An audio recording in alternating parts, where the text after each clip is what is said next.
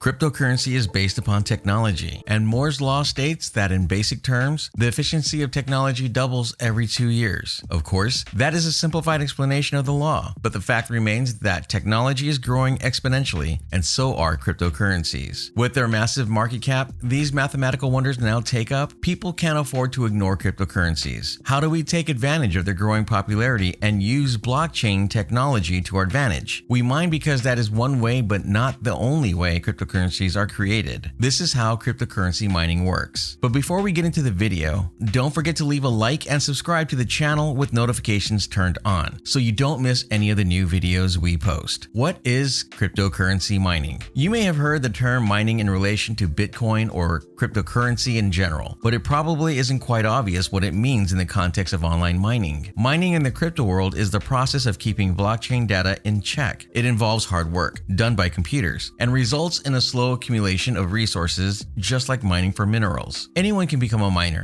but mining is not for everyone. Over 70% of Bitcoin mining happens in China, where dirt cheap electricity makes running mining computers extremely profitable. Should you become a miner? Or is there a better way to make money from mining? So why is the process called cryptocurrency mining? When you compare cryptocurrency mining to gold mining, why the process is referred to as mining becomes clear. In both forms of mining, the miners put in work and are rewarded with an uncirculated asset. In gold mining, naturally occurring gold that was outside the economy is dug up and becomes part of the gold circulating within the economy. In cryptocurrency mining, work is performed, and the process ends with new cryptocurrency being created and added to the blockchain ledger. In both cases, miners, after receiving their reward, the mined gold or the newly created cryptocurrency, usually sell it to the public to recoup their operating costs and get their profit, placing the new currency into circulation. The cryptocurrency miner's work is different from that of a gold miner, of course, but the result is much the same. Both make money. For cryptocurrency mining, all of the work happens on a mining computer or a rig connected to the cryptocurrency network. Which altcoins should you mine? If you had started mining Bitcoin back in 2009, you could have earned thousands of dollars by now. At the same time, there were plenty of ways you could have lost money too. Bitcoins are not a good choice for beginning miners who work on a small scale. The current upfront investment and maintenance cost, not to mention the sheer mathematical difficulty of the process, don't make it profitable for consumer-level hardware. Today, Bitcoin mining is reserved for large-scale operations only. Litecoins, Dogecoins, and Feathercoins, on the other hand, are three script-based cryptocurrencies that offer the best cost-benefit for beginners. Dogecoin and Feathercoins would yield slightly less profit with the same mining hardware, but are becoming more popular daily. Pure coins can also be a reasonably decent return on your investment of time and energy. As more people join the crypto coin rush, your ability to mine could get more difficult because more expensive hardware will be required to discover coins. You must heavily invest if you want to stay mining that coin or take your earnings and switch to an easier crypto coin. Start by understanding the top 3 Bitcoin mining methods before you begin. Also, be sure you are in a country where Bitcoins and Bitcoin mining are legal. How crypto coin mining works. The focus of mining is to accomplish 3 things. Number 1, provide bookkeeping services to the coin network. Mining is essentially a 24/7 computer accounting process called verifying transactions. Number 2, get paid a small reward for your accounting services by receiving fractions of coins every couple of days. Number 3, keep your personal costs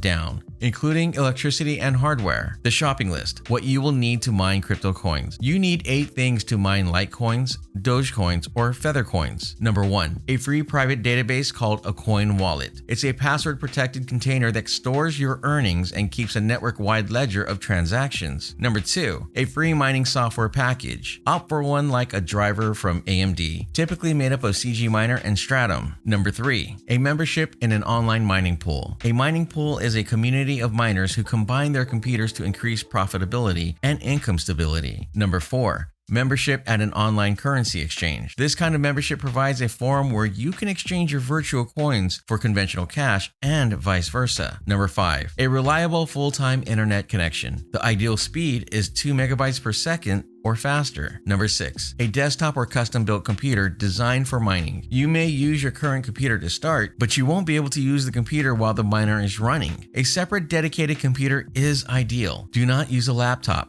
gaming console, or handheld device to mine. These devices aren't effective enough to generate income. Number 7. An ATI graphics processing unit. Use a GPU or a specialized processing device called a mining ASIC chip. The cost will be anywhere from $90 used to $3,000 new for each GPU or ASIC chip. The GPU or ASIC will be the workhorse, providing the accounting services and mining work. Number 8. A fan. Use a household fan to blow cool air across your mining computer. Mining generates substantial heat, and cooling the hardware is critical for your success. The Byzantine Generals Problem. There's a mind exercise known as the Byzantine Generals Problem or the Byzantine Fault, the error avalanche, and various other things that illustrates the problem that cryptocurrency consensus algorithms seek to solve. The overall problem? You're trying to reach consensus in cryptocurrency. You're trying to reach agreement over the history of currency transactions, but in a cryptocurrency network, a distributed computer system of equals, you have thousands, maybe tens of thousands of computers or nodes. In the Bitcoin network, you currently have 80,000 to 100,000 nodes. But one of those tens of thousands of systems, some are going to have technical problems, hardware faults, misconfiguration, out-of-date software, malfunctioning routers, and so on. Others are going to be untrustworthy. They're going to be seeking to exploit weaknesses for the financial gain of the people running the node. They are run by traders. The problem is that for various reasons, some nodes may send conflicting and faulty information. So someone came up with a sort of a parable or metaphor, the Byzantine Generals Problem. A guy named Leslie Lamport Shostak first told this story back in 1980 in a paper related to general issues of reliability in distributed computer systems. Anyway, the idea is this. As described in the original paper, we imagine that several divisions of the Byzantine army are camped outside an enemy city, each division commanded by its own general. The generals can communicate with one another only by messenger. After observing the enemy, they must decide upon a common plan of action. However, some of the generals may be traitors trying to prevent the loyal generals from reaching agreement. The generals must have an algorithm to guarantee that A, all loyal generals decide upon the same plan of action, and B, a small number of traitors cannot cause the loyal generals to adopt a bad plan. That's the problem that cryptocurrency consensus algorithms, as they're known, are trying to solve. How do the generals, the computer nodes, come up with consensus, all agree on the same plan of action or transaction ledger, and avoid being led astray by a small number of traitors, faulty equipment, and hackers? This is how to mine. To have a chance at the mining reward, crypto miners must set up their mining rigs, the computer equipment, and run that cryptocurrency's associated mining software. Depending on how many resources the crypto miner is committing, he or she will have a proportional chance to be the lucky miner who gets to create and chain the latest block. The more resources employed, the higher the chance of winning the reward. Each block has a predetermined amount of payment, which is awarded to the victorious miner for their hard work to spend as they wish. So, how is the winning miner chosen? That depends. In most cases, one of two basic methods are used. Proof of work. Under the proof of work method, the miner has to carry out a task, and the first miner to complete the task adds the latest block to the blockchain and wins the block reward, the block subsidy, and transaction fees. Bitcoin and other cryptocurrencies, such as Ether, for now, it may switch to proof of stake at some point. Bitcoin Cash, Litecoin, and Dogecoin use proof of work, proof of stake. In the proof of stake system, the software is going to choose one of the cryptocurrency nodes to add the latest block. But in order to be in the running, nodes must have a stake, generally meaning that they must own a certain amount of the cryptocurrency. The cryptocurrency network chooses the miner who will add the next block to the chain based on a combination of random choices and amount of stake. For example, with some cryptocurrencies, the more cryptocurrency owned and the longer it has been owned, the more likely the miner is to be chosen. It's like owning lottery tickets. The more you own, the more likely you are to win. With other cryptocurrencies, the choice is made sequentially, one by one, from a queue of pre-selected miners. When Bitcoin first started, anyone with a simple desktop computer was able to mine. The would-be miner simply downloaded the Bitcoin mining software, installed it, and let the BTC roll in. As time went on, though, competition increased. Faster and more powerful computers were built and used for mining. Eventually, specialized processing chips called application-specific integrated circuits, ASICs, were developed. An ASIC, as the name implies, is a computer chip designed for a specific purpose, such as displaying high-resolution graphics quickly, running a smartphone, or carrying out a particular form of computation. Specific ASICs have been designed to be highly efficient at the forms of computation required for cryptocurrency mining. For example, for Bitcoin mining, such a chip can be 1,000 times more efficient at Bitcoin mining than the chip in your PC. So in today's Bitcoin mining environment, it's go ASIC or go home. That is the basic idea behind how you mine cryptocurrency. It seems complicated, but once you get it, it all makes sense. Feel free to leave comments. Thank you for watching. Be sure to check back for new videos. Until then, stay safe.